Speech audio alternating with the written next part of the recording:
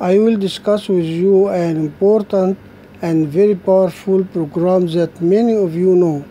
This program is widely used due to its ease of use and also its versatility. The program has the name of Format Factory. Double-clicking on the program icon on the desktop opens the program window. From this window, we will explain the steps of implementing the first task in this explanation, which is desktop photograph.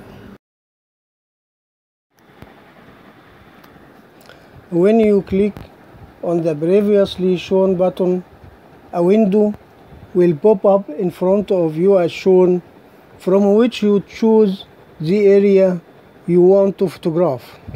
For me, I always choose the last one, which is the entire screen area. The last step is to press the green button to stop recording, then the blue button to end recording. Thank you very much. Goodbye.